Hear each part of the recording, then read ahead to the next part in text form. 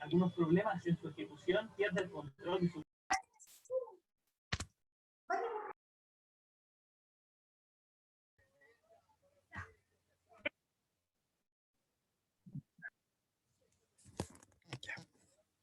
Hola muchachos, buenas tardes. Espero que me estén escuchando. Lamentablemente estoy con problemas de la cámara. Voy a ver si la puedo conectar. Y bueno, son las 7:29 y como siempre esperamos unos minutitos a que se conecten todos y comenzamos con la clase. Hola profesor, ¿cómo está? Bien, bien, gracias Carolina. Qué bueno, me alegro. Ya vamos a esperar entonces un poquito y comenzamos. Yo estoy aquí tratando de hacer funcionar esta cosa con el celular. Denme un segundo. A ver, la otra vez logré conectar la cámara desde el celular. ¿Dónde estaba? Se me perdió.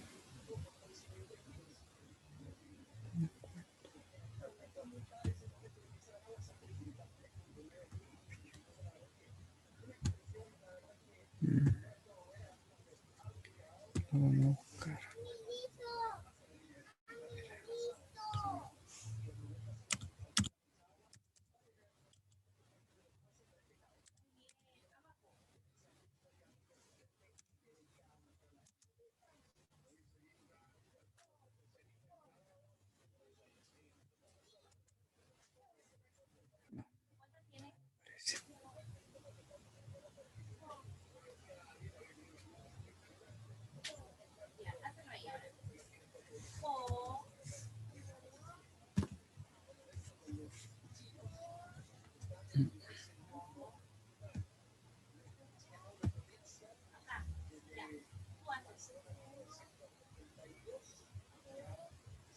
No,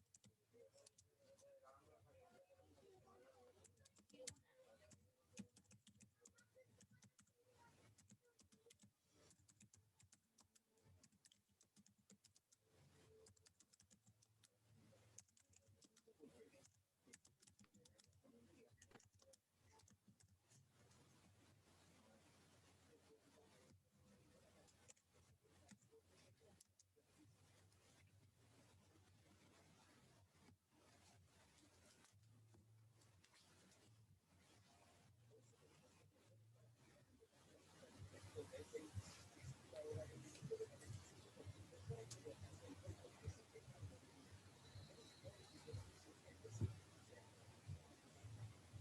Nada, no hay nada nuevo. Sí, un mensaje de la profe.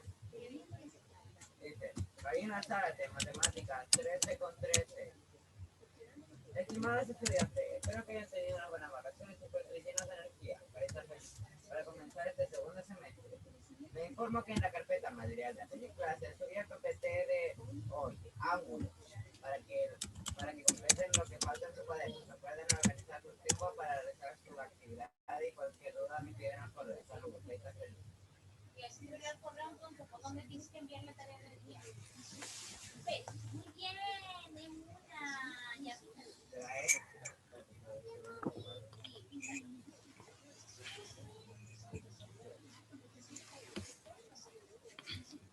¿Tienes pez?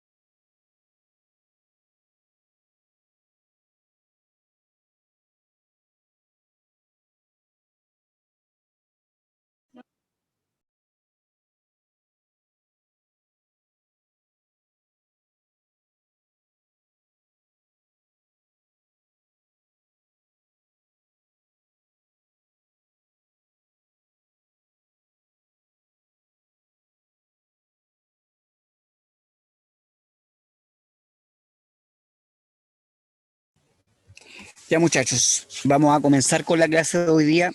Al parecer mi cámara no quiere funcionar, pero bueno, lo importante es que se vea lo que corresponde a la clase, que lo vamos a compartir enseguida.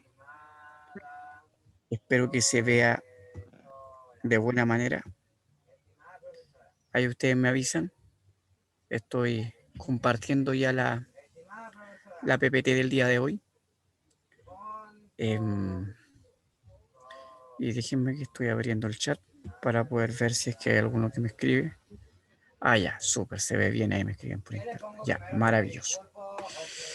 Ya muchachos, miren, hoy día, como les había dicho la semana pasada, vamos a empezar a revisar ciertos contenidos que son los que entran en la prueba y que los vimos a principio de año, antes de hacer todo ese recorrido de habilidades de comprensión lectora que estuvimos trabajando un mes y medio justo antes de las vacaciones de invierno. Y a la vuelta, si ustedes recuerdan, revisamos algunos tips para poder descubrir los distractores que aparecen en una pregunta tipo PTU. Y la semana pasada, si ustedes recuerdan, yo estuve tratando de analizar cómo se podía observar o revisar lo que es el vocabulario contextual, pero desde una perspectiva distinta, ya que ahora la prueba no trae el vocabulario contextual como se daba antes, pero eso no significa que no tengamos que poner atención a ciertas palabras que van a aparecer dentro de los textos que nos propongan y que en muchos casos son claves para poder darle un sentido correcto al texto. Y por eso que la semana pasada yo le hice el ejercicio de poder ir mirando las palabras, de que ustedes fueran buscando distintos significados y desde esa perspectiva después entrar a mirar cómo se presentaban los ejercicios PTU antiguamente del vocabulario contextual, pero de una perspectiva distinta. Eso es. Hoy día vamos a hablar del discurso expositivo, que es un tipo de contenido que ustedes debiesen haber visto alrededor de octavo básico, primero medio predominantemente. Entonces, yo supongo que ya hay algunos de ustedes que a esta altura deben haber olvidado mucho de estas cosas, más las específicas creo yo, porque no es un contenido difícil. Y por lo tanto es importante volver a recordarlo, mirarlo y analizarlo. Así que vamos a comenzar con la clase de hoy día viendo el discurso positivo. Entonces, ¿cuáles son los aprendizajes esperados que yo voy a tratar de lograr durante este día? Y que bueno, espero que al final de la clase se logre dar.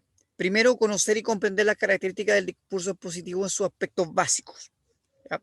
Vamos a revisar en esta primera parte de la clase la conceptualización del discurso expositivo, cuáles son sus características específicas y en qué tipo de circunstancias uno pudiera encontrarse con un texto expositivo y cómo lo puede diferenciar de otro tipo de textos.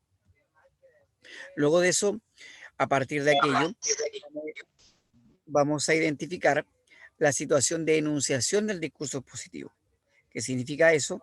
Cuando hablo de situación de enunciación, que ya lo vi, si no me equivoco, con anterioridad con ustedes, es poder observar cuáles son todos los elementos que desde la teoría de la comunicación entran en el discurso expositivo y cómo cada uno de ellos tiene ciertas funciones y tiene ciertas características. ¿Ah?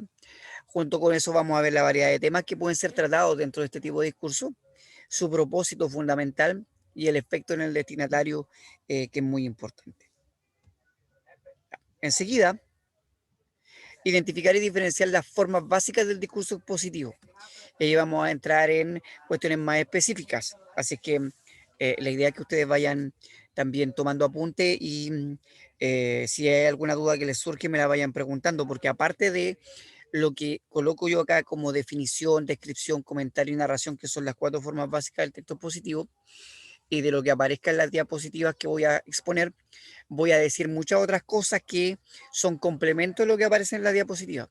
Ustedes ya se han dado cuenta durante todo este tiempo que he tenido clases con ustedes que yo suelo agregar muchas otras cosas que las diapositivas van mostrando. Y también intento hacerlo intervenir a ustedes y entrar en un diálogo que permita, de alguna manera, a partir de lo que ustedes traen previamente, ir eh, desarrollando la clase de mejor manera y así el pimponeo, por decirlo de algún modo, resulte mucho más entretenido que estar hablando yo la hora y media que tenemos de clase, aunque siempre hablo bastante, ¿cierto? Eso es. Y ahí para ir terminando, vamos a analizar distintos tipos de discursos expositivos. Eso es la primera parte de la clase que espero yo no demorarme más allá de unos 40 minutos. Si me extiendo debido al análisis que podamos hacer, seguramente la segunda parte la voy a dejar para la siguiente semana. Si no, voy a tratar de ver la segunda parte hoy día mismo, que correspondería a los modelos de organización del texto expositivo, o los modos de organización y cómo funcionan cada uno de ellos, ¿ya? Pero eso lo voy a dejar ahí pendiente porque voy a ver cómo avanzo hoy día y si el tiempo me da para hacerlo, lo hago. Si no, prefiero dejarlo para la semana siguiente y hacerlo con una manera mucho más extensa y profunda de lo que pudiera hacerlo si es que lo hago muy rápido. Ya. Entonces, vamos a partir con una pregunta oficial de la antigua prueba que se presentaba respecto a este tipo de contenido. Pues ya a ver si ustedes pueden ir participando ahí y me da alguna respuesta intuitiva a partir de lo que ustedes se acuerden, de las nociones que puedan tener de este tipo de contenido. Y evidentemente que al final de esta clase yo les voy a dar la respuesta correcta y la idea es que volvamos a retomar la pregunta al final después de haber visto todo el contenido y que ustedes puedan confirmar sus respuestas iniciales que me van a dar ahora o a lo mejor decantarse por una respuesta distinta a partir de lo que yo explique. Eso lo vamos a ver, eso depende cómo vaya funcionando la clase. Ya, entonces acá yo tengo un texto que está sacado de un libro que yo no sé si alguno de ustedes leyó y, y bueno, y si no lo leyó, se lo recomiendo, que se llama El hombre en busca de sentido de el autor alemán Viktor Frankl, ¿ya? Este es un fragmento. Dice, ante una situación anormal, la reacción anormal constituye una conducta normal. Aún nosotros los psiquiatras esperamos que los recursos de un hombre ante una situación anormal, como la de estar internado en un asilo, sean anormales en proporción a su grado de normalidad. La reacción de un hombre tras su internamiento en un campo de concentración representa igualmente un estado de ánimo anormal, pero juzgada objetivamente es normal y, como más tarde demostraré, una reacción típica dadas las circunstancias. Ese es el fragmento tomado de el texto de Viktor Frankl. Insisto, yo no sé si alguno de ustedes lo leyó.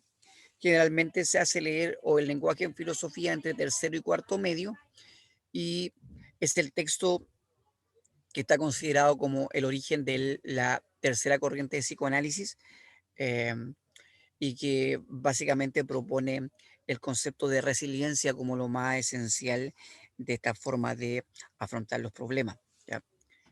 Eso es. Ese es el texto. ¿Ok? Entonces aquí viene la pregunta.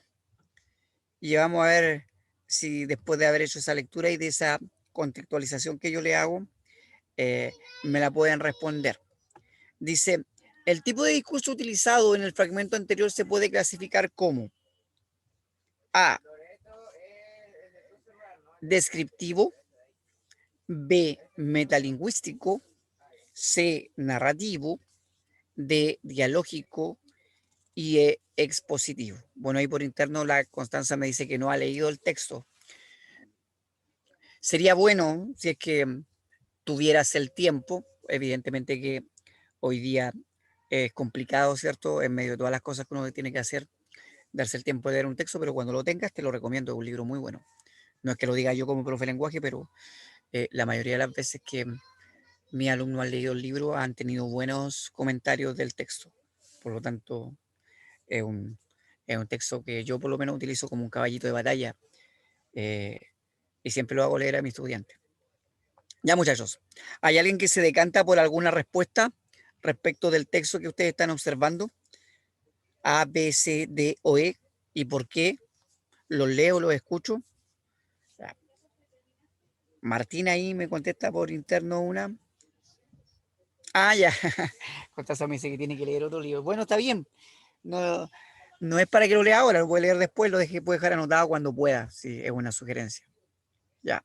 Profesor, metalingüístico se refiere a una definición, ¿no? Y dado con No ejemplo, directamente.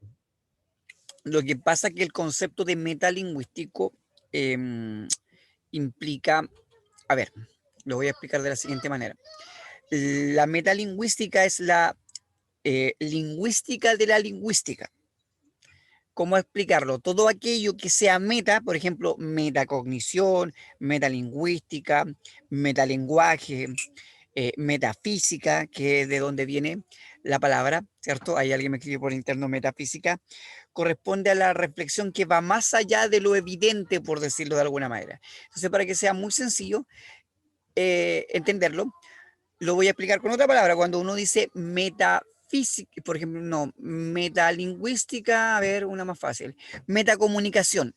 En la comunicación que se da acerca de la comunicación. Por ejemplo, una metareflexión es la reflexión que yo hago respecto de lo que yo he reflexionado. Y la metacognición es, por ejemplo, la reflexión que yo hago a partir de lo que yo he recibido cognitivamente como aprendizaje. No sé si se va entendiendo. Entonces, cuando hablo de metalingüístico, hablamos de aquel texto que hable de alguna manera sobre lo lingüístico y reflexione a partir de ello. Bueno, ahí hay varios que me han ido contestando. Letra E se repite, la letra A alguno. Alguien me pone ahí, es la que estudia todas las opciones posibles de la materia en cuestión. Bueno, a ver, varios se decantan por la letra E, me dicen expositivo, ¿ya? Y letra A alguno, ¿ok? Esas son como las dos alternativas. A, estoy entre la A y la E, me dice alguien ahí por interno. Ya. Ok, a ver ahí, los que están o creen que la letra A, ¿alguno se atrevería a decirnos por qué cree que es la letra A o intuyen que es la letra A? Alguien me dice ahí letra F, alguna de las anteriores. Ya, no existe esa alternativa, lamentablemente. A ver, alguien que me dé algún tipo de fundamentación, ¿por qué profesor, creen? Dígame. podría ser expositivo porque está entregando información sobre la conducta de algunas personas en situaciones anormales, pero de una manera objetiva lo está haciendo. Ya, Entonces yo me decantaría. ok, bien. O sea, usted había aludado a dos elementos esenciales del texto expositivo si uno considera esa respuesta como correcta, ¿ya? Que el texto expositivo predominantemente, ¿cierto? Transmite información y a partir de eso, evidentemente, su característica esencial es ser objetivo más que subjetivo, ¿ya? Hay alguien por interno me dice, yo creo que es más una manera objetiva, ¿ok? Iba a decir lo mismo, me dice otra compañera por ahí. Alguien me dice, porque está describiendo una reacción anormal ante una conducta normal, justificándola con el ejemplo de los ancianos en el asilo. Ya. Alguien me dice por interno lógica. ¿Ok? ¿Ok? No diré nada. Y alguien que de los que cree que podría ser la letra A, ¿por qué podría ser la letra A? Que me queda ahí pendiente. Hay como 2 o 3 que me habían dicho la letra A.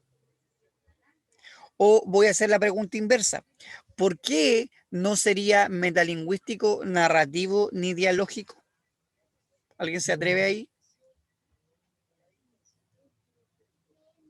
El dialógico yo creo que no va porque en primer lugar no se está dialogando, se está dando un ejemplo de una situación y la está tirando como ejemplo el del tema del asilo. Entonces ahí no se está dialogando, solamente se está exponiendo una situación. Ya. Ya, ahí hay una explicación por qué no sería dialógico. ¿Narrativo? ¿Por qué no sería narrativo?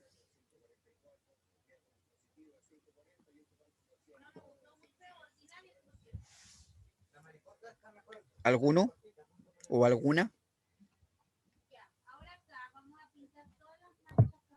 ¿No? Porque es la exposición de unos hechos relatables a través de una trama y un argumento, el discurso narrativo. Ya, esa definición, ¿de dónde la sacó? ¿De internet? Sí. Sí. Ya, pero ahora con tus palabras. Es que no está contando como una historia en sí, sino está dando como una definición y después ejemplo de eso. Ya, ok. Ya, tu explicación está un poquito más entendible. Ya, y metalingüístico, bueno, de acuerdo a lo que dijimos, quedaría un poco alejado de esto, ¿cierto? Aunque uno pudiera considerar a partir de todos los circunloquios, ¿qué significan los circunloquios? Todas las vueltas lingüísticas que hace el texto, ¿cierto? Cuando ocupa palabras de una manera y otra de forma repetitiva, eh, uno pudiera pensar, ¿cierto?, que está reflexionando más allá de algo aparente, ¿ya? Pero eso sería la característica del contenido más que de la estructura. Ya, lo voy a dejar ahí entonces, vamos a dejar pendiente la A o la E como respuesta o posible respuesta correcta. Y bueno, las otras que ustedes me dijeron que no eran también, las voy a dejar ahí pendientes, ¿ya? Evidentemente que no les voy a dar la respuesta correcta ahora, porque en este momento voy a pasar a la siguiente diapositiva y voy a avanzar con el contenido, y después de que veamos el contenido, la idea es que volvamos a revisar el ejercicio, que ustedes me puedan ratificar su respuesta o cambiarla si es que ustedes consideran que es así de acuerdo a lo que veamos. Eso, ya. Voy a avanzar entonces. A ver, entonces, ¿cuáles son los contenidos específicos que vamos a ver hoy día? Son bastantes. Concepto de discurso y texto, con eso voy a partir primero. Situación de enunciación del discurso expositivo. La estructura del discurso expositivo, que yo supongo que todos la conocen. Las características del discurso expositivo y las 4 formas básicas que ya anuncié al principio. Entonces, comenzamos, ¿ya? Explicando lo siguiente. ¿Qué significa discurso? Como dice acá, un discurso es cualquier uso lingüístico contextualizado. ¿Qué implica eso? En el fondo que todo lo que uno diga, que todo lo que uno escriba, en el fondo es considerado un discurso. No sé si me explico. Como dice acá, esta breve definición debes entenderla en su sentido más amplio. Y siempre que se hable o escriba en una situación concreta, con un propósito determinado, se está ante un discurso. Por lo tanto, voy a ser mucho más profundo todavía. En el fondo, todo lo que el ser humano realiza en todo contexto, en la medida que esa realización lingüística implica el objetivo de comunicar a otro o a otros, está considerado como discurso, ¿ya? ¿Cuál es el tema? Que en el caso nuestro, evidentemente que nos vamos a focalizar en el producto textual, como dice acá el texto, ¿ya? Propio de la comunicación entre seres humanos. Es decir, nos vamos a focalizar en aquel discurso que está mediado por un sistema de signos que son las letras que yo ya expliqué a principio de año, ¿cierto? Y que generan esta mezcla, ¿cierto? De signos que puede ser traducido como palabras y esas palabras van generando un texto escrito y que transmiten un mensaje, ¿ya? Entonces, en este sentido, un discurso es una actividad social y comunicativa que supone la interacción entre personas y que siempre se va a dar entre personas y que en el caso nuestro, para la prueba que ustedes van a dar a fin de año, eh, la relación va a estar dada por lo que observemos escrito. En la PCU, en la PTU, aquí dice PCU porque evidentemente el PPT está hecho desde hace bastante tiempo. Yo aquí reciclo cosas, ¿ya? Esta palabra se usa muchas veces como sinónimo de texto, entonces, sea este de cualquier tipo. Entonces, de esta forma son discursos conversacionales informales, los que pudieran aparecer en la prueba, textos literarios, que ya vamos a ver en más profundidad más adelante, ensayos científicos, por ejemplo, un artículo, un paper, pudiera aparecer algún fragmento en la prueba, textos pronunciados por autoridades políticas, por ejemplo, como un presidente de la República, como un ministro, y esos son los discursos, ¿cierto?, públicos. Alguien ahí me dice, alguien por interno, no sé si llamarlo género no literario, se le llama frecuentemente a lo que no es ficcional, eso es más técnicamente, ¿ya? Em, Sonaría raro decir género no ficcional, pero sí género no literario, sí, eso es. ¿Por qué? Por una característica muy específica, ahí la persona me está preguntando internamente, porque todo género, todo género literario implica la ficción, pero esa ficción siempre va a estar dada sobre la base de una realidad. Es decir, no existe ningún texto literario que no parta o que no tenga como base la realidad para ser configurado o construido. Por lo tanto, siempre un texto literario, que es la clasificación que se da acá, va a estar conformado tanto por lo real como por lo ficcional. Entonces, el llamar a un texto no literario como no ficcional sería incorrecto porque dejaría solo la ficción como parte de lo que correspondería a lo no literario y, perdón, que dejaría solo la ficción como parte de lo literario cuando en realidad la ficción o el texto literario no solo es ficcional. Eso es. No sé si se entendió o me enredé en la explicación. Ya, avanzo. Espero que se haya entendido y que todo haya quedado claro. Si no me vuelven a preguntar nomás, no tengo ningún problema en tratar de enunciarlo de mejor manera. Ahora, como dice acá, recuerda que no avance, profe, ya, gracias. Que un discurso es todo lo que dice un emisor a un receptor en una situación específica, entonces. Y eso no se nos puede olvidar, ¿ya? Eh, por eso es que en pruebas como la PTU nos pueden mostrar como discurso una imagen, nos pueden mostrar como discurso, por ejemplo, un cómics, nos pueden mostrar como discurso afiches publicitarios o nos pueden mostrar como discurso, por ejemplo, una infografía, etcétera, etcétera. Porque en el fondo todo lo que el ser humano construye corresponde a un tipo de discurso, ¿ya? Profe, Claro, ahí me dice, dígame. profe, también cuando se trata de un discurso motivacional, hacen como ejemplo la vida de uno y así la persona que está oyendo el discurso como que se siente identificado y le llega el discurso. Claro, es que eso tiene que ver básicamente con el contenido del mismo discurso. Y en el caso de un discurso motivacional, si lo pudiéramos calificar de ese modo, lo más probable es que tenga más un plano emotivo subjetivo más que objetivo, o que mezcle. Por lo tanto, no va a ser netamente expositivo. No sé si me explico, ¿ya? Por eso que las tipologías, es decir, la clasificación de los tipos de discursos es tan variada como el autor que usted encuentre que lo clasificó. No sé si logro responder de algún modo a esa reflexión que ahí la compañera hace.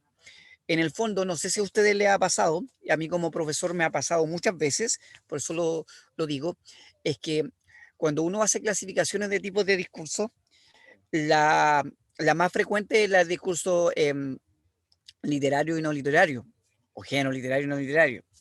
Y después dentro de eso uno se encuentra con una infinitud de tipos de textos que de acuerdo a sus características uno lo hace como calzar en este gran marco que es lo literario y no literario, pero de repente aparecen textos como, no sé, como un ensayo, que es un texto híbrido y que te coloca cosas objetivas y no objetivas. Entonces ahí empiezan los problemas. Por lo tanto, voy a repetir algo que dije también hace varias clases atrás.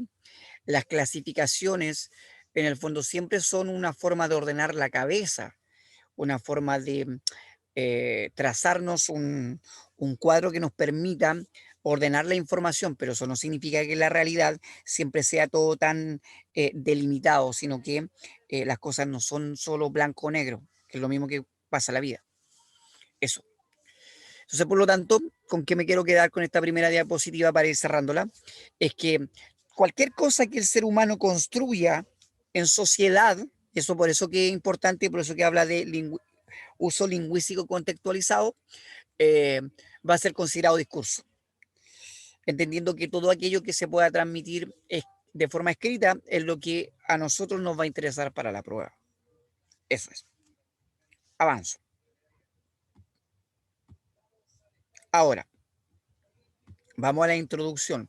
Como recordarás, y a propósito de lo que yo estaba diciendo, las tipologías entonces se mezclan en diversa proporción en cada discurso. De manera que los textos puros no existen, que ya lo había dicho, ya lo había adelantado. Solo la predominancia de una forma por sobre otra permite caracterizar la totalidad del discurso. Entonces es súper importante, y eso si quieren lo anotan, ojalá no se les olvide, que las preguntas enunciadas en pruebas como la PTU van a ser siempre en términos de qué tipo de discurso predomina, cuál es el discurso que se puede observar con mayor detalle. En el texto, qué tipo de discurso se observa. ¿Me explico? Pero eso no significa que en un texto no haya más de uno. Puede que incluso hayan dos o tres cosas dentro de un mismo texto y va a haber una que sea más evidente. Por lo tanto, lo que nos van a estar pidiendo siempre a nosotros, de acuerdo a la globalidad del texto que se nos presente, es cuál es la fórmula que predomina más y que nosotros seamos capaces de identificar. ¿Ya? Eso es. Entonces hay que separar dos cosas. Una cosa es la tipología, es decir, el tipo de texto de acuerdo a la estructura y el propósito, que ya lo voy a analizar en las siguientes diapositivas. Y otra cosa es la temática que el texto muestra y que muchas veces suele confundirse la temática del texto con la clasificación de la tipología de acuerdo a la estructura. Me explico. Texto expositivo es aquel texto que transmite predominantemente información de forma objetiva, ¿ok? Pero, por ejemplo, dentro de un texto expositivo yo podría hablar de diversas temáticas como la temática religiosa, empresarial, filosófica, literaria, y todo depende de cómo se trate la información, va a ser estructuralmente literario, va a ser estructuralmente expositivo, no literario, o no, ¿ya? Y eso independiente de la temática que esté propuesta. Ok, avanzo. Ahora, en esta sesión vamos a estudiar el discurso expositivo. Entonces, ¿qué significa exponer? En palabras súper sencillas. Y aquí me gustaría leerlos y escucharlos. ¿Qué me podrían ustedes decir que es exponer? A propósito de la fotografía que está puesta ahí en la diapositiva. Mostrar algo a un público. Voy a volver un poquitito aquí, alguien me pidió que volviera. Ya. Díganme, ¿qué creen ustedes que significa exponer? Mostrar algo a un público. Ya, mostrar algo en público, dar a conocer un tema, me dice ahí por interno una compañera. ¿Alguien más? Presentar una como información o cosas así. Plantear y explicar una idea, ya eso que acaba de decir la compañera también. Demostrar, mostrar, presentar. Ya ahí me dicen si puedo volver. Ya. dar a conocer un tema a un público, a un conjunto de personas, me escribe ahí alguien. Ya, en el fondo todo lo que ustedes dicen tiene sentido y en realidad tiene que ver con la definición de discurso expositivo. Ahora, cuando uno desglosa la palabra exponer es una palabra que se divide en dos, es una palabra compuesta en ex y poner. ¿Ya? Es una palabra que ex significa sacar afuera y poner es colocar, mostrar, transmitir, ¿cierto? Algún elemento, en este caso sería información, ¿ya? Plantear, me dice alguien ahí. Si lo que pasa es que el planteamiento, para la persona que me está hablando por interno, generalmente el plantear algo está asociado a la opinión. Entonces ya deja de, en algún sentido, ser expositivo en términos del propósito. Cuando yo hago un planteamiento, cuando yo planteo, lo que estoy haciendo es proponiendo algún punto de vista. Y ahí dejo de ser tan objetivo como lo que propone la exposición inicialmente. Entonces, repito, vuelvo a lo que estaba diciendo. La palabra exponer, si uno la tiene que desglosar, la va a definir o la va a dividir en dos. Ex, que significa sacar hacia afuera, y poner, que es colocar, mostrar, transmitir, en este caso, información. ¿Ya? Por eso que, miren, voy a hacer una analogía, que cuando uno tiene un ex pololo, una ex polola, es porque se supone que la saca hacia afuera, ¿cierto?, de su vida. ¿Ya? Eso sería el ideal, ¿no? Eso lo voy a dejar ahí nomás. Ahora ya entienden por qué es importante ex polole, le pone alguien ahí por interno también. ¿Ya? No me lo recuerde, me dice alguien por ahí. Bueno, está bien. Por eso que es mejor no recordarlo, porque ya son ex, o sea, están fuera de la vida. Ya. Entonces, exponer, como ustedes muy bien dijeron, y aquí está la definición de diccionario, es mostrar, presentar, explicar ideas, ¿cierto? Para lograr este objetivo, entonces, muchas veces la exposición se mezcla con otras formas discursivas, como la narración o la descripción.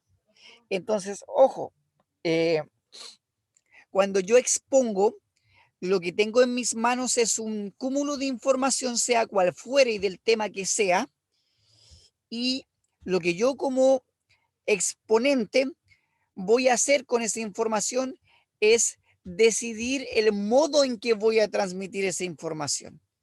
Cuando yo decido un modo por sobre otro, en el fondo generalmente lo hago de acuerdo al público que tengo y de acuerdo al propósito que yo quiero lograr. Y ahí vienen las famosas formas básicas del texto expositivo, y por eso que aparecen también estas nomenclaturas que se ven en la diapositiva, que van mezclando, valga la redundancia, conceptos como expositivo descriptivo o texto expositivo narrativo, porque básicamente lo que hace esa nomenclatura es señalar una especificación de la forma en que el enunciador decidió transmitir la información. Pero independiente de eso, va a ser expositivo en la medida que muestre, presente, explique ideas, en el fondo que transmite información. ¿Ya? Eso. Ahora, esto siempre va a estar traspasado por la famosa situación de enunciación del discurso expositivo, que es la Profe, no, situación de enunciación. profe, ¿puede devolverle un poquito? Sí, sí puedo devolver un poquito. Ya. Ahí están terminando. Ahora, ¿qué es la situación de enunciación?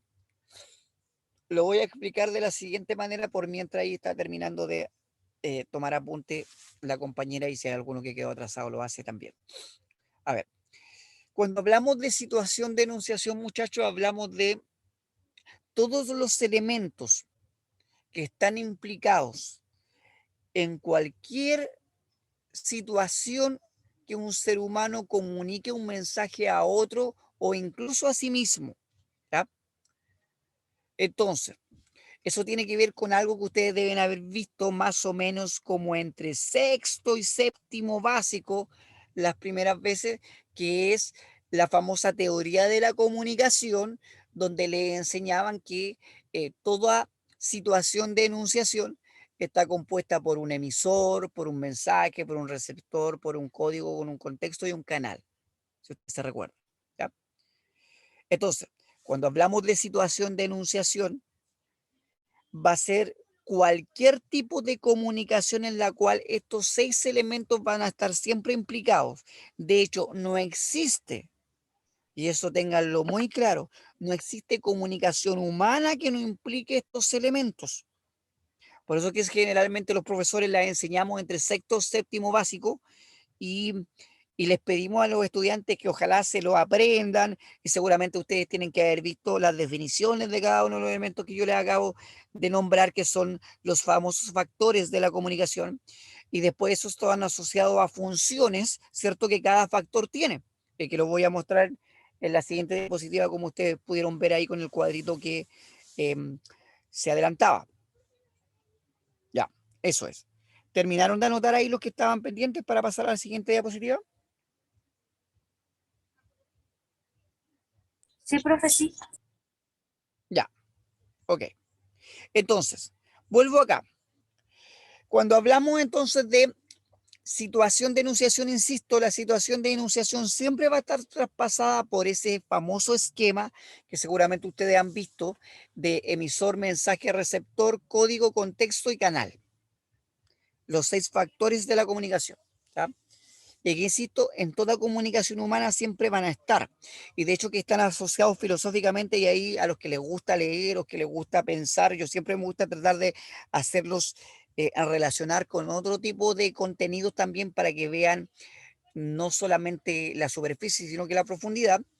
Está asociado también a lo que un filósofo llamado Immanuel Kant dijo en el siglo XIX a partir de un texto que se llama La crítica de la razón pura, que existen 3 grandes categorías fundamentales en las cuales el ser humano se mueve, que son lugar, espacio y tiempo. De hecho, él en su libro, que se llama La razón pura, hace ese esquema en un triangulito y las coloca cada una de esas en cada punto, ¿cierto?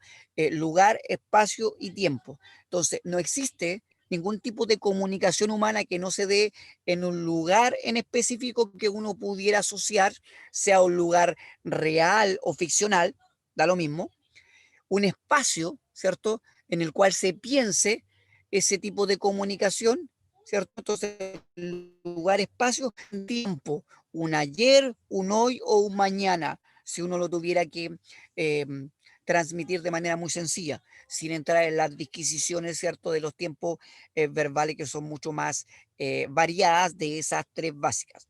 Entonces, ahora, dentro de esas 3 categorías siempre va a estar alguien que dice algo, el emisor, lo que dice que es el mensaje, el que lo recibe que va a ser el receptor, siempre va a haber un alguien a quien va a haber ese mensaje, siempre va a estar dado por medio de un canal, ¿cierto? Eh, a través de un código que es utilizado por ese emisor y que tiene que ser compartido tanto por el emisor y el receptor para que la comunicación sea efectiva y en un contexto que en el fondo tiene que ver con la famosa situación que uno pudiera categorizar de manera más precisa. ¿Ya? Eso es. Ahora, dentro de eso, uno le agrega estos elementos en el texto positivo que están en este cuadrito, que es la relación que siempre se va a dar entre el emisor y el receptor cuando se expone. ¿Por qué? Porque en un texto expositivo el emisor posee, yo diría que en la mayoría de los casos, ¿ya? La teoría dice que el emisor posee mayor conocimiento que el receptor. Sí, pero yo siempre hago una pequeña disquisición, una pequeña diferencia ahí, porque yo podría estar, por ejemplo, como periodista que soy, asistiendo a una cátedra o a un congreso donde otro periodista, por ejemplo, va a exponer sobre un tema que yo seguramente como profesional del área ya conozco, pero que seguramente el profesional que va a exponer periodista me lo va a mostrar desde un punto de vista distinto, en el cual me va a aportar conocimiento que yo no tengo, pero que también va a decir cosas que yo ya sé. Por lo tanto, no necesariamente eh, el que va a emitir un mensaje en un texto positivo siempre sabe mucho más que el que va a recibirlo. Pero en la mayoría de los casos eso es lo que sucede y por lo tanto, en el caso nuestro, ustedes lo tienen que tomar así, ¿ya? A mí no me gusta solamente dar lo que es la teoría sin llevarlo a pensar más allá también y que hay excepciones. Por lo tanto, de acuerdo a esto, la relación que se va a dar entre emisor y receptor en el texto positivo es que el emisor siempre va a tener que adaptar su discurso a la edad, a los intereses y a los conocimientos previos de los receptores. Vamos a un ejemplo súper práctico. Yo en este momento les estoy explicando esta materia a ustedes, que son alumnos de tercero, cuarto medio y algunos ya salieron del colegio. Y cuando la tengo que pasar a los chicos de sexto, séptimo básico, generalmente yo trato uno, dos o tres conceptos y los desarrollo con ejemplos muy de la vida cotidiana y muy en lenguaje simple, por decirlo de alguna manera, porque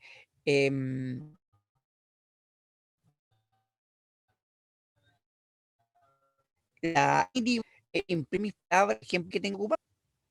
Pero, y por ejemplo, a ellos yo no les podría estar hablando de Kant, como le hablé hace 5 minutos a ustedes, no les podría estar exponiendo, ¿cierto?, las 3 categorías fundamentales y asociándolas a la situación de enunciación, porque seguramente el conocimiento previo que ellos poseen no les va a permitir a lo mejor hacer las conexiones adecuadas respecto de lo que yo les pueda estar transmitiendo. Pero en el caso de ustedes, alumnos ya mucho más avesados, más, no sé si llamarlo adulto, pero con más edad, ¿cierto? Yo sí puedo hacer esas asociaciones.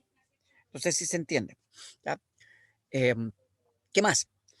La finalidad o propósito del texto expositivo siempre va a ser informar al receptor sobre algún tema y el tema puede ser variado.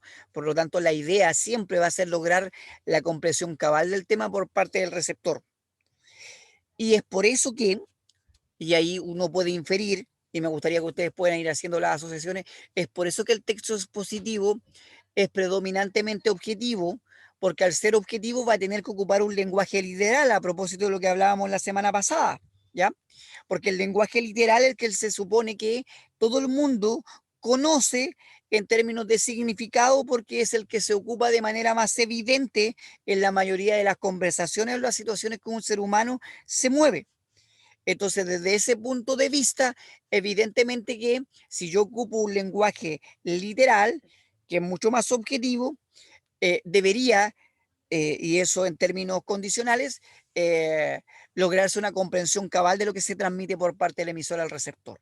¿Ya?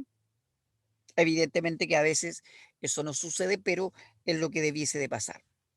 El tema o el objeto siempre va a ser variado, ya lo había señalado anteriormente, y con diversos niveles de complejidad, de acuerdo a la adecuación que uno pudiera hacer. Y de acuerdo a eso, como dice acá, la complejidad y el carácter del tema puede ser serio, puede ser festivo, y eso va a influir en la forma de enunciar algo. Siempre va a ser así. Por decirlo de algún modo, la esencia del tema que yo transmita siempre va a producir, ¿cierto?, esa diferencia. Y por último, el efecto en el receptor debiese ser siempre como característica principal el incremento del nivel de conocimiento que se tenía previamente. O sea, por ejemplo, si yo asisto a una conferencia, hoy día están de moda los famosos webinars, ¿cierto? Que son em, especies de charlas que se dan por internet eh, a partir de plataformas como Zoom, como Meet u otras, ¿cierto? En lo cual alguien experto en un área expone un tema. Yo asisto a un webinar, lo escucho, puedo interactuar con el que está hablando. Los podcasts también, si alguien ahí me dice por interno exactamente, dependiendo del tema de que se trate, uno va a escuchar eso porque en el fondo se quiere informar de cosas que no conoce a cabalidad o quiere escuchar alguna reflexión por parte de otro que a uno lo lleve a aumentar su nivel de conocimiento o su nivel de reflexión respecto del tema que se está tratando, ¿ya? Alguien me dice por interno que hace podcast con sus amigos. Claro, en el fondo, em, dependiendo de la plataforma hoy día, uno puede hacer una adecuación de diversos temas y transmitir información que pueden llevar a otros que a lo mejor no manejan tanto el tema a mejorar su nivel de conocimiento respecto de lo que se esté hablando. Y eso es lo importante en el texto positivo siempre, ¿ya? O por lo menos lo que se busca eh, inicialmente. Eso es. ¿Alguna duda hasta el momento dentro de lo que yo le he podido ir transmitiendo?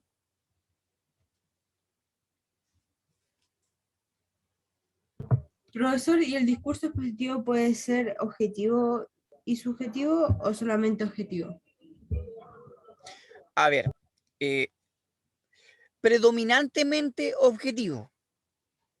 No sé si me explico. ¿Qué significa eso? Que, y lo vamos a ver enseguida, que, a ver, voy a decir algo anticipadamente. No existe ningún tipo de discurso que sea objetivo en su totalidad. ¿Por qué? Lo voy a ejemplificar de la siguiente manera. No sé si a ustedes les ha pasado que van por la calle y se encuentran con un kiosco y en el kiosco hay 3 o 4 diarios distintos. Y puede que en ese diario aparezca la noticia, estoy inventando que el día anterior, ¿cierto? Llegó a Chile en visita de Estado el presidente de los Estados Unidos de América y se reunió con el mandatario de turno de nuestro país. ¿Ok? Pongámosle que esa es la noticia. Resulta que uno se va a mirar los titulares y lo más probable es que todos los titulares de los diarios sean distintos. Pero ninguno de esos titulares deja de ser objetivo, porque la transmisión de esa información, que es el dar a conocer un hecho que sucedió el día anterior, se trata de hacer a partir de palabras que no impliquen la transmisión de opinión. Por lo tanto, es objetivo. Pero en la medida que el periodista que escribe ese texto elige unas palabras por sobre otras para transmitir ese hecho, está colocando un grado de subjetividad propia en ese relato. Por lo tanto, no existe y no va a existir nunca objetividad plena, porque siempre hay alguien que observa la realidad desde un punto de vista y que elige un modo de transmitir esa información. Lo único que podemos lograr como seres humanos nosotros es intentar que lo que elijamos como palabras para transmitir esa información no esté encargada de opinión para que sea lo más subjetivo posible. Eso, no sé si se entiende lo que quiero decir. No sé si se entiende. Ya, eso es. Ahora, esa es la explicación general. Ahora que veamos las formas básicas, que ya estamos por llegar a eso, te vas a dar cuenta que hay una de las 4 formas básicas que tiene un poquito más de subjetividad que las otras, pero no por eso no deja de tener como predominante la transmisión de información, por lo tanto, de objetivo. Y ya lo vamos a ver. Esperamos un poquito, ¿ya? Hay alguien por interno me pregunta, ¿se puede hacer un discurso expositivo de un discurso expositivo que estaba exponiendo un discurso expositivo? Sí, sí, claro que sí. Eso sería una especie de metaexposición. No sé si me explico a propósito de la palabra que vimos delante de lo metacognitivo, ¿se acuerda? O de la metacomunicación o de la metalingüística, porque sería un metadiscurso. De hecho, no sé si hoy día han escuchado ese concepto que se ocupa bastante en el ámbito académico, de que hoy día hay muchos metadiscursos. Bueno, un metadiscurso es un discurso acerca de otro discurso. No sé si se entiende, ¿ya? Por lo tanto, Sí. evidentemente que yo puedo hacer un discurso expositivo de otro discurso expositivo que pudo haber sido de otro discurso expositivo. En el fondo es como cuando uno tiene que analizar literatura. Y a veces dentro de una situación, por ejemplo, lo voy a explicar así, no tengo una pizarra aquí yo como para hacer el, em, el, el ejemplo, pero si yo tuviera que hacer, por ejemplo, un circulito y uno pudiera colocar una situación y dentro de esa situación colocar un recuerdo y dentro de ese recuerdo colocar otro recuerdo y dentro de ese recuerdo colocar otro recuerdo. No sé si me explico. Entonces cada vez me voy más hacia adentro. En el fondo es un recuerdo del recuerdo del recuerdo. Así como se hace eso en literatura, también se puede hacer en un texto expositivo. Ya, eso. Espero que se haya entendido y haya podido contestar la pregunta que hace el compañero por interno. ¿Ya? Eso es. Avanzo. Ahora, ¿cuáles son los rasgos lingüísticos de los textos expositivos que son importantes? Y que, o por lo menos debiesen de tener en cuenta los que escriben textos expositivos. ¿Ya? Primero, que estén configurados con un vocabulario claro y específico. Como dice acá, se considera el significado denotativo de los términos utilizados. Por lo tanto, Yo voy a recurrir a una muy vieja frase que decía uno de mis profesores, que en paz descanse, cuando yo estudiaba periodismo, que, eh, que lo más importante cuando uno escribe es que las palabras que uno utilice ojalá sean las más conocidas, las menos complicadas, y que todo el mundo las pueda entender fácilmente. Entonces nos decía, por ejemplo, si usted va a escribir un texto, elija la palabra ciudad en vez de ocupar la palabra, por ejemplo, urbe o metrópoli, porque no todo el mundo sabe lo que es una urbe, no todo el mundo sabe lo que es una metrópoli, pero sí todo el mundo seguramente va a conocer la palabra ciudad y que saber, va a ser la que va a entender la mayoría.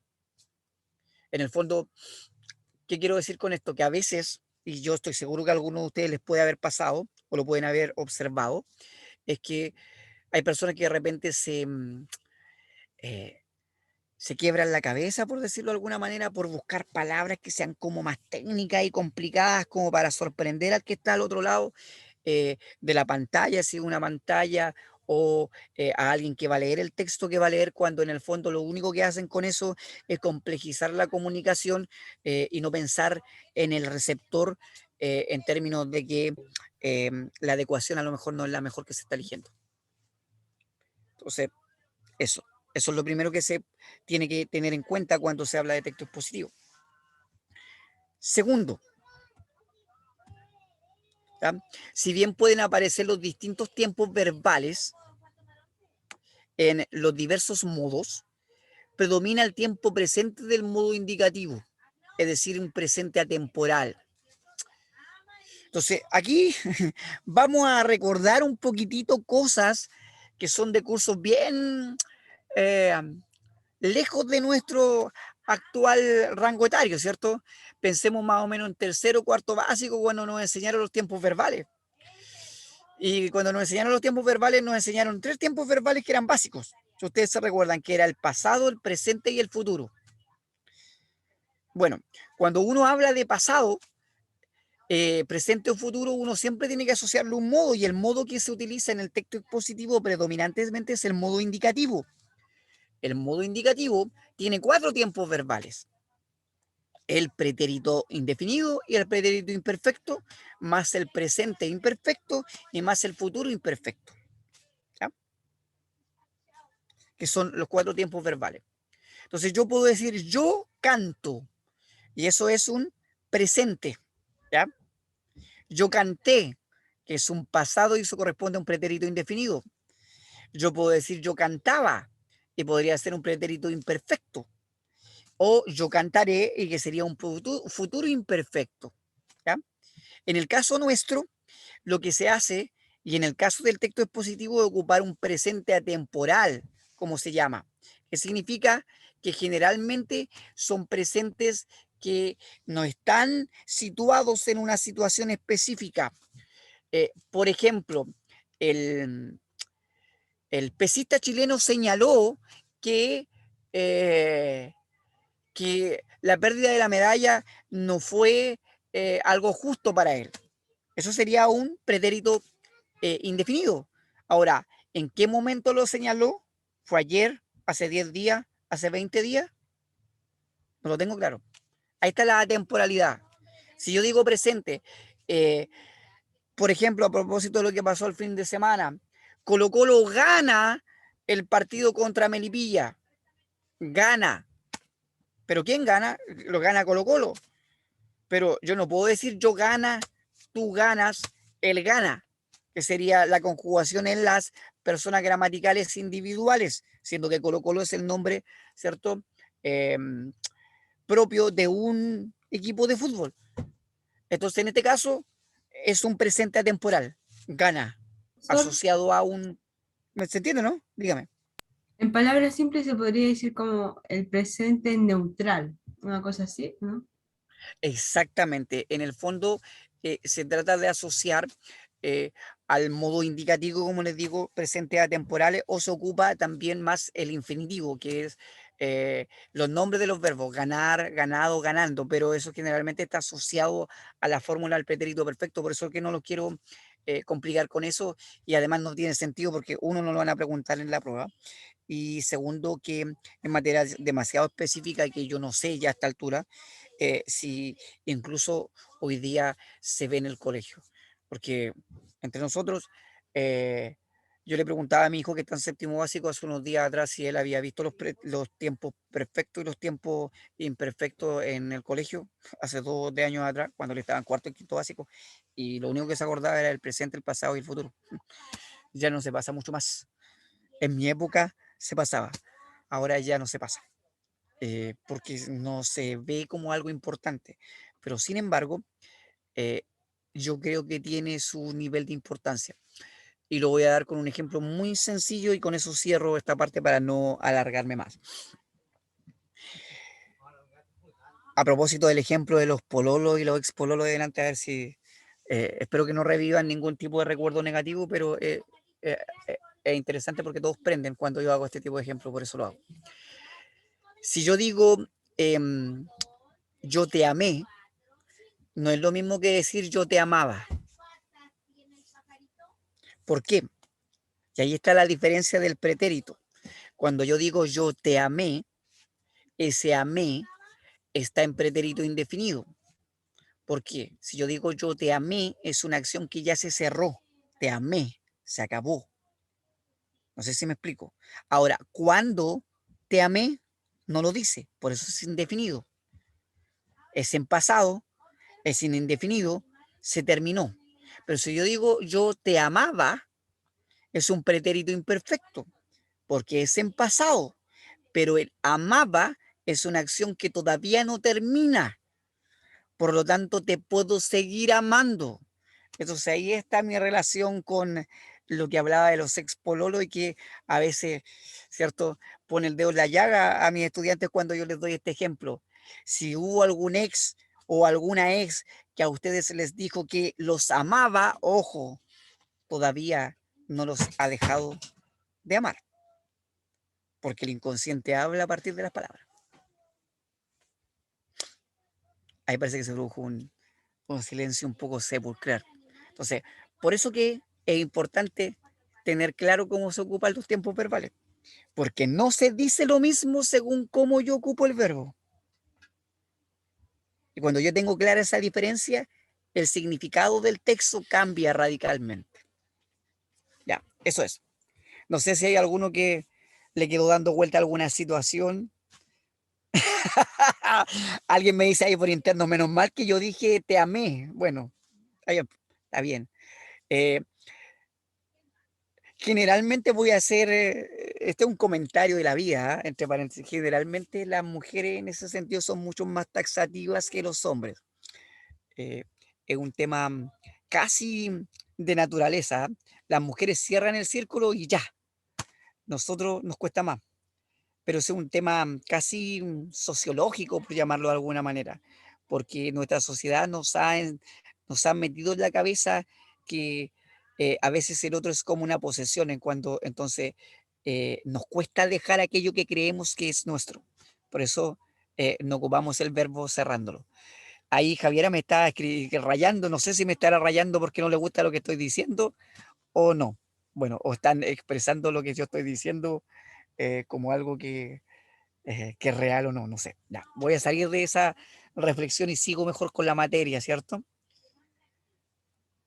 Es una expresión artística ya, pero por favor borre la expresión artística que tengo que seguir avanzando y esto queda grabado para los que después van a mirar el PPT o van a mirar la clase que no pudieron asistir a la clase de hoy día.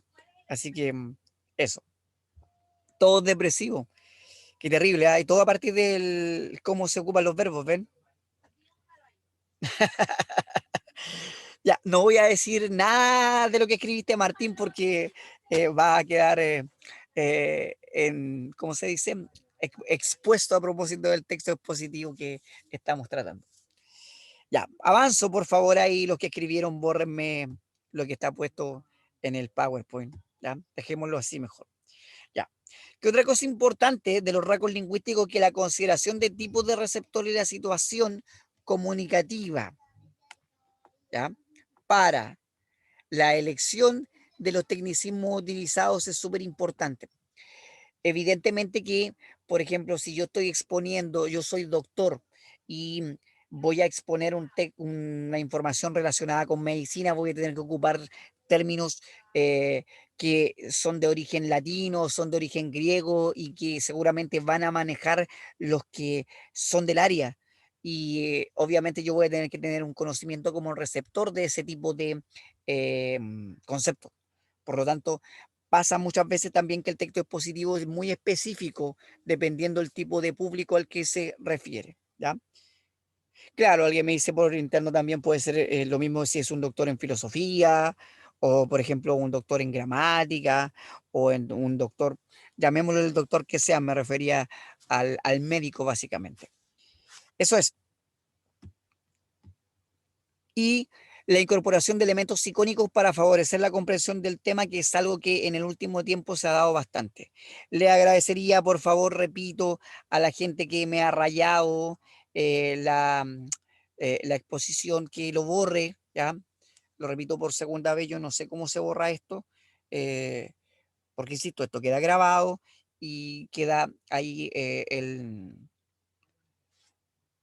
va a aparecer después el nombre de quien Profe, dejó la raya y seguramente Doctor, le van a hablar. ¿Sí?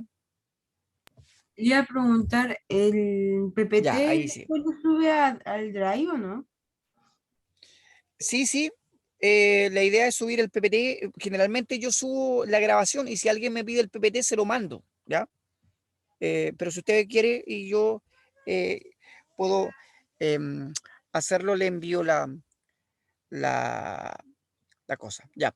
Hay alguien me profe, solicitó el control de la pantalla profe, y dígame.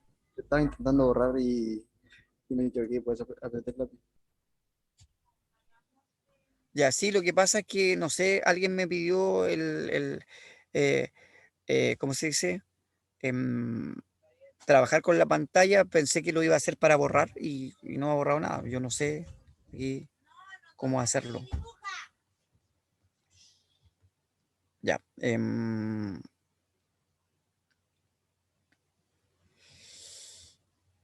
Voy a ver si... Ya, a ver, Esteban, ahí voy a confiar en usted a ver si usted puede ahí borrar eso que colocaron ahí en pantalla. Ya, yo no sé mucho de tecnología y si no, eh, va a quedar ahí esa raya, lamentablemente. Ya. Ahora, lo último, la última característica importante es que la frecuente aparición de la descripción como recurso que facilita la explicación del tema es algo que siempre uno va a encontrar en los textos expositivos, ¿ya? Y es sobre todo cuando esto se refiere a la estructura, la finalidad o la naturaleza de un objeto. Entonces, esas son como las características generales que uno debiera encontrarse en un texto expositivo. Vamos a lo final que pretendo mostrar. Ver que ahí yo no sé cómo se borra eso. A ver, déjenme, porque ahí dejé la pantalla en blanco. Y si no, a ver. Si yo dejo de compartir y vuelvo a compartir de nuevo, debería de desaparecer eso, ¿cierto? Debería, yo creo, pero no sé Ya, realmente. voy a dejar eso ahí y voy a volver al tiro. Y aquí donde estaba. Ya, ahí sí, ahí desapareció. Ya, a ver. Ahora, la estructura del discurso expositivo es la más simple que ustedes conocen, que es la de introducción, y con esto voy a ir más rápido, de desarrollo y de conclusión. Ojo, que aquí quiero hacer una aclaración. Cuando hablamos de texto expositivo, el texto expositivo tiene una introducción, un desarrollo y una conclusión, no tiene un, eh, por ejemplo, un cierre. Cierre tiene un cuento, cierre tiene un texto argumentativo, no un texto expositivo, un texto expositivo tiene una conclusión. Ojo con eso, que son típicos conceptos que suelen homologarse y que no significan exactamente lo mismo. ¿Ya? Eh, eso.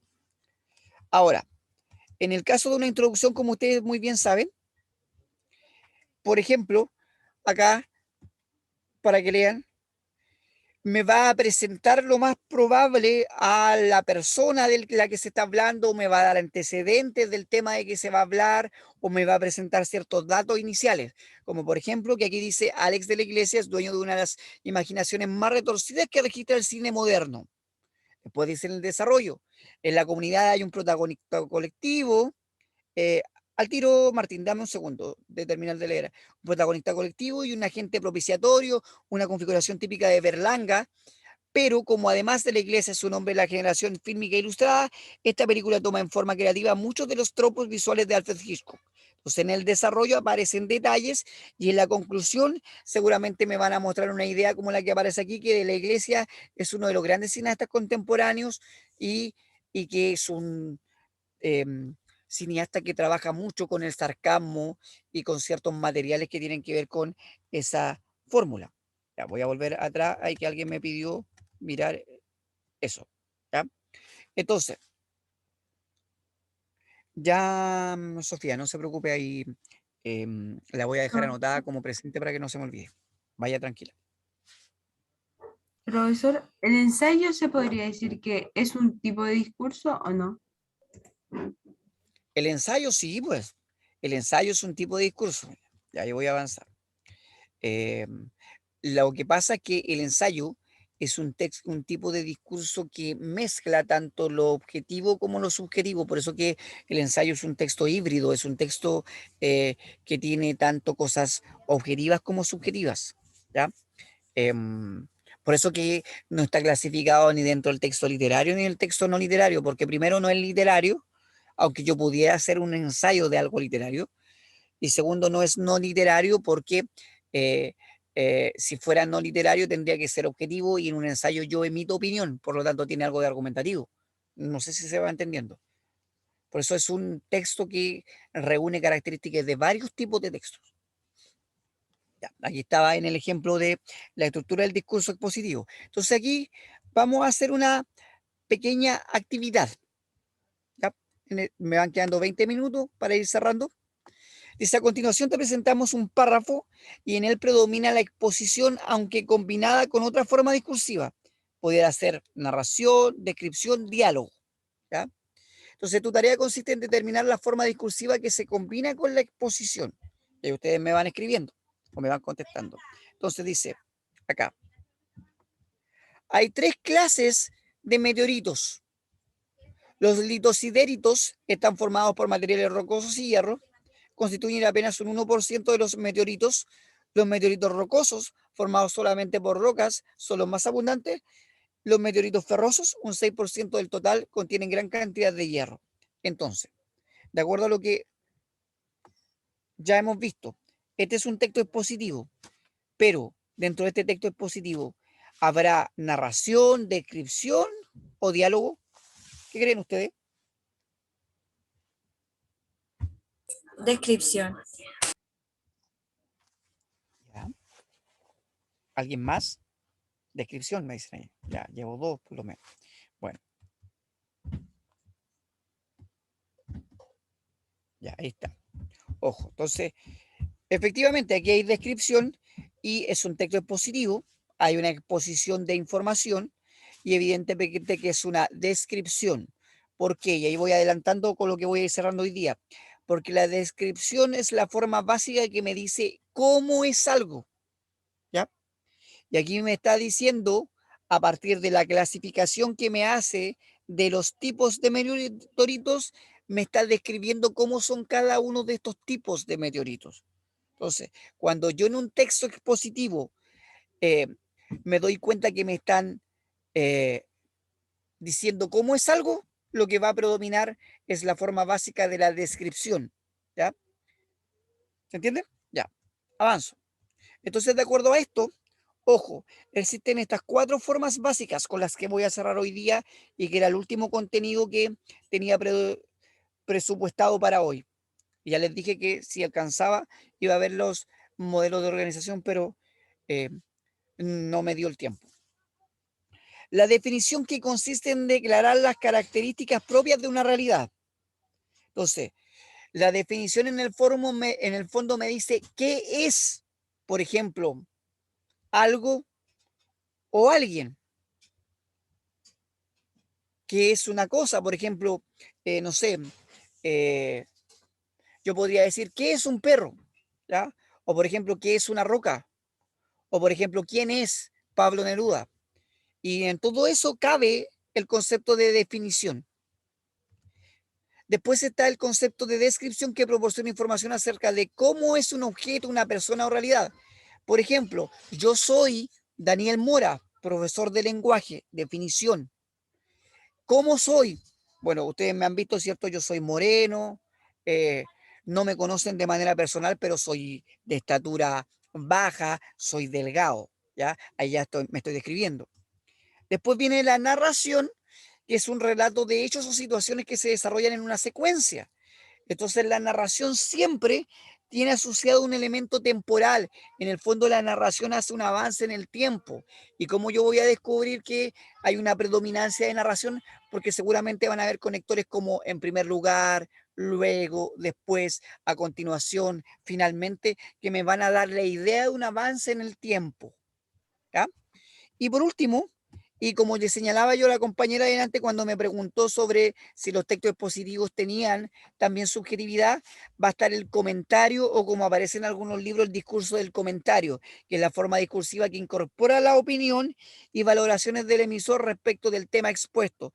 ¿Qué quiere decir esto? Se presenta una información sobre algo y entre medio van apareciendo ciertas palabras que generalmente son adjetivos calificativos que van a indicar de alguna manera la visión del que está transmitiendo la información respecto al tema que se está transmitiendo. Ejemplo, así súper sencillo, cuando uno lee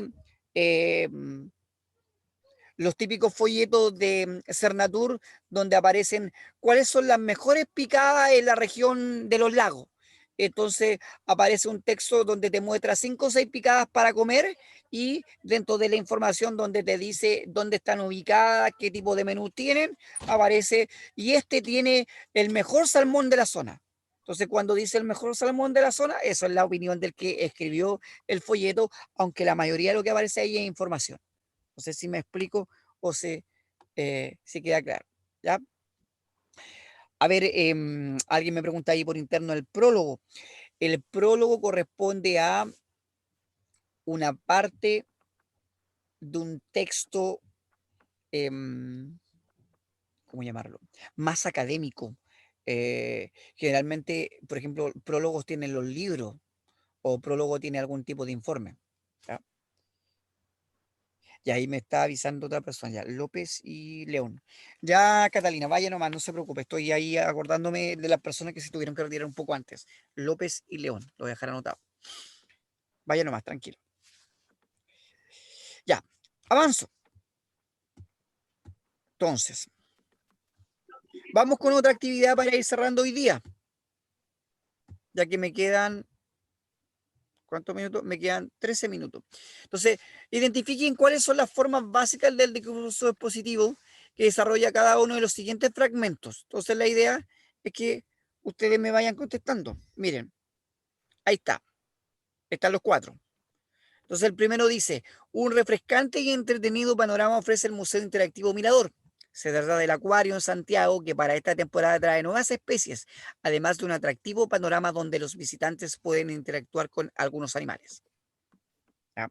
Después el segundo, el rosadito que aparece a la derecha.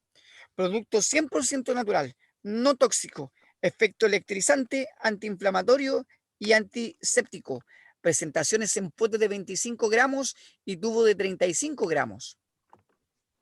Y el de abajo a la derecha. Dígame. Profe, no decía electrizante, decía cicatrizante. Ah, perdón, leí, era electrizante, yo dije electrizante, cicatrizante. Gracias por la corrección. Después dice, las abuelas de las tribus mapuches cuentan cómo se formó la gente de la tierra. Sus cualidades más notables, fuerza y astucia, las heredaron del puma y de los zorros de esta forma.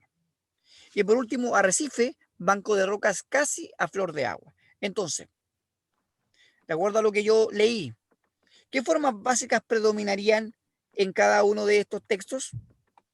Comentario descriptivo, narrativo y definición. Ya, ok. Ahí alguien me escribe por interno comentario, descripción, después me pone narración, ya. Todas las anteriores. La tercera es definición. La segunda, la rosadita, es descripción. Ya. Ya. A ver. Vamos a ver cómo les fue ahí los que fueron observando. Hay algunos ya me han escrito y hay algunos que todavía no me escriben, pero ahí van apareciendo. Ya, comentario, descripción, definición.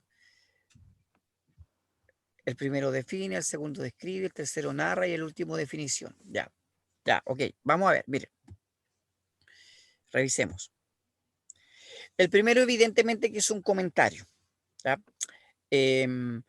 Porque dice, un refrescante y entretenido panorama. ¿Para quién es refrescante y entretenido? Para la persona que está Para el comentando. público.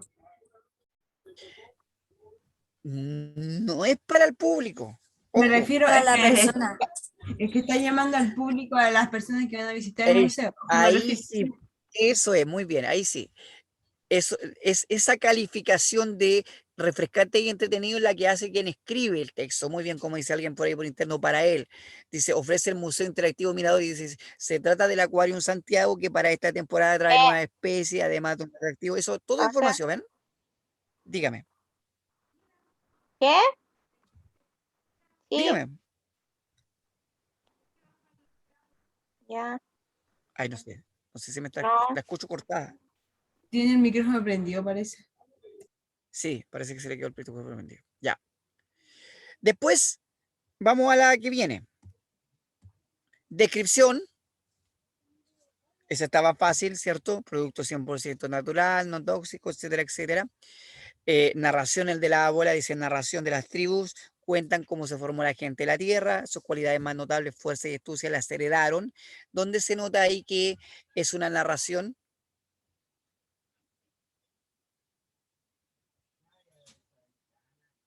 A ver, ¿quién me puede decir? Es que Cuando empieza a ahí está, decir,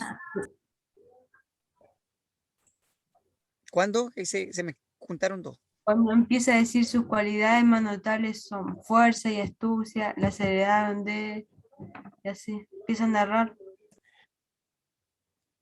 Es que si yo me centrara en eso, estaría pensando que es una descripción cuando habla de sus cualidades, porque me estaría describiendo el cómo. Ojo, la descripción, como lo dije, siempre está asociada, perdón, la profe, narración siempre está asociada a los verbos. Dígame. profe, en narración o sea, según yo se encuentra donde dice, cuando dice las abuelas de las tribus cuentan. Cuando ya dice cuentan es porque está narrando algo de su pasado o algo que quiere contar. Entonces, ahí yo creo que es la narración. Exactamente. Ahí está. Miren, ¿se acuerdan que, y claro, las heredaron del Puma, me escribe ahí por interno otro compañero? Exacto. Ahí estaban las dos claves. Cuando dice cuentan, como decíamos delante, el verbo está en presente atemporal. ¿Ven? Y después cuando dice heredaron, evidentemente que está en pretérito indefinido. ¿Ya? ¿Se van dando cuenta? Entonces, los verbos, de acuerdo al tiempo verbal, me van dando la noción de narración. Y por último, la última, que esa estaba muy fácil, es una definición. Dice arrecife, punto, y después dice banco de rocas casi a flor de agua, porque en el fondo yo me hago la pregunta, ¿qué es un arrecife? Y la respuesta es un banco de rocas. Por lo tanto, ese punto que hay entre arrecife y banco es el que está reemplazando al verbo ser o estar. ¿Ya? De hecho, cuando yo en vez de colocar una palabra, coloco un punto, le coloco una coma, ese recurso lingüístico se llama elisión. Perdón, tiene un nombre más técnico. Em, de hecho, elipsis se llama. Y esto entonces es como cuando de repente también pasa en poesía, y de hecho alguno de ustedes debe de acordarse que existe la figura literaria llamada elipsis, que es cuando alguien hace una lista de cosas para no estar repitiendo a veces una palabra que ya ocupó. Por ejemplo, si yo digo que María es hermosa, eh, atractiva, em, imponente, de ojos grandes, y todo eso va entre comas, yo estoy haciendo una elipsis, porque yo tendría que decir en términos concretos, decía, María es hermosa, María es atractiva, María es, ¿me explico? Tendría que estar repitiendo cada una de las cosas que es. Entonces, ¿qué es lo que hace el que va escribiendo? Para no estar repitiendo el verbo es todo el rato, lo elimina a partir de las comas que se van colocando. Eso se llama elipsis, ¿ya? Y la elipsis la puedo hacer a partir de un punto seguido, la puedo hacer a partir de un punto y coma, lo puedo hacer a partir de una coma. Entonces, ojo con eso. ¿Ya? ¿Se entendió?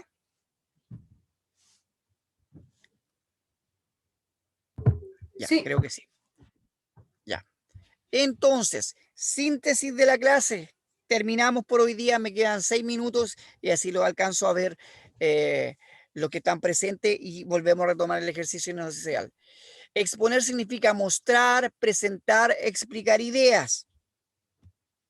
Luego, el propósito fundamental del discurso positivo es informar de manera clara y precisa acerca de un tema. Recuerden, palabras sencillas, directas, que todos entiendan. En la situación de enunciación se destaca la relación de emisor-receptor, ¿ya? Donde el emisor posee mayor conocimiento que el receptor y adapta su discurso según las características de su destinatario. ¿Qué más? En la estructura de los textos expositivos reconocemos, ¿cierto? Introducción, desarrollo y conclusión. Y repito, conclusión tienen los textos expositivos, no tienen cierre, ¿ya? Como lo tiene, por ejemplo, un cuento, o como lo tiene una novela, o como lo tiene, por ejemplo, no sé, que podría tener un cierre, una obra de teatro, ¿ya? ¿Qué más? Profe, La forma más, dígame. profe, por mientras podría poner la diapositiva anterior o está compartiendo todavía. Estoy compartiendo todavía, dame un 30 segundos y vuelvo atrás, ¿ya? Y por último, la síntesis de la clase, lo último, las formas básicas del discurso positivo son estas 4: narración, descripción, definición y comentario. Solo hacer una aclaración antes de volver a la diapositiva anterior para que la compañera copie lo que le faltó. En algunos libros, diría yo de unos 5 a 7 años atrás, aparecía también como forma básica del texto expositivo la caracterización, ¿ya? Pero los expertos en lenguaje en los últimos años evidentemente que se dieron cuenta que la caracterización viene a ser un tipo de descripción, porque cuando yo describo cómo es, por ejemplo, un animal, un animal, por ejemplo, figurativo, no sé, el pato Donald, cómo es física y psicológicamente, y además hablo de sus características morales, estoy haciendo un retrato o estoy haciendo una caracterización física o psicológica, como las listas que le hacían hacer en el colegio cuando tenían que clasificar los personajes. Por lo tanto, corresponde a un tipo de descripción y se sacó como forma básica aparte y se metió dentro de la descripción. Eso es. Vuelvo atrás ahí con la diapositiva que quería ver la compañera, que en el fondo son los ejemplos, ¿ya? Eso es. ¿Alguna duda, chiquillos? ¿Algo que quieran acotar? Profesor, ¿Alguna idea que pudo haber que... Dígame. ¿podría decir la respuesta de la primera pregunta que mostró? Para allá voy, para allá Ah, voy. ya. Ya, voy a avanzar. Entonces, aquí está la pregunta oficial que colocamos al principio y la respuesta correcta es la E. Y ahora quiero ahora viene la explicación. ¿Por qué no es descriptivo?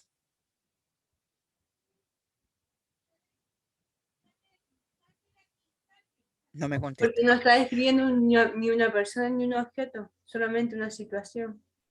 Ya, pero de acuerdo a lo que vimos hoy día, ¿qué es lo que era la descripción? ¿Es expositivo, descriptivo o no? Claro, pero ojo, si no existe un discurso descriptivo solo, muy bien como colocó ahí Constanza internamente, sino que uno pudiera hacer una nomenclatura expositiva descriptiva. Lo que existe es una forma básica que se llama descripción, pero no existe un discurso que se llame descriptivo. ¿Me explico, no?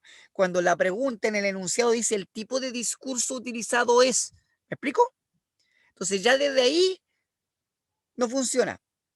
Y como dice por ahí el compañero por interno también, la descripción solo proporciona información, ¿ya? Y acá, ¿qué es lo que hace?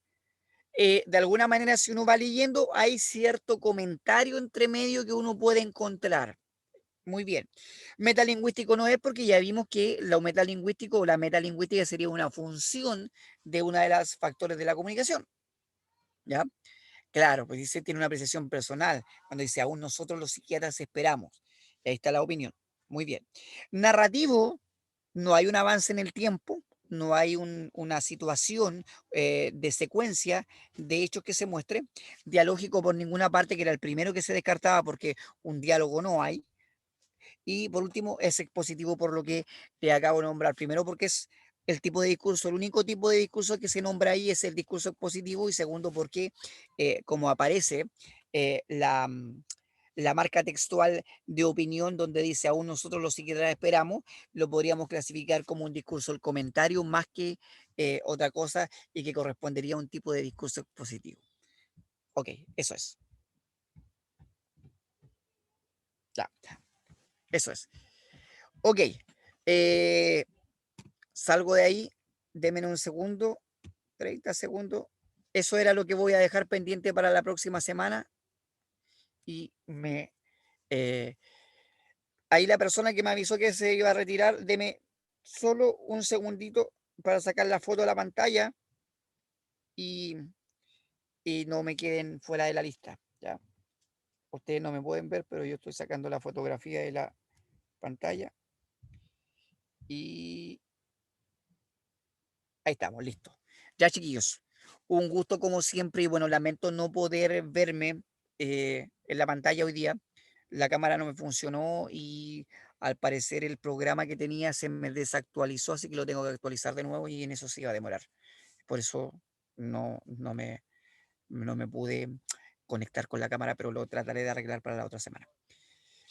Cualquier duda, escríbanme en la semana y la próxima semana, ya saben, vamos a ver los modelos de organización y espero que haya sido una buena clase, que les haya quedado claro y cualquier duda, insisto, escríbanme, no hay ningún problema con eso. Cuídense, que estén muy bien, que tengan buena semana. Ya, profe, cuídese. Igualmente, cuídense, chiquillos, que estén muy bien. Chao, profe. Chao, chao. Nos vemos. Que les vaya muy bien.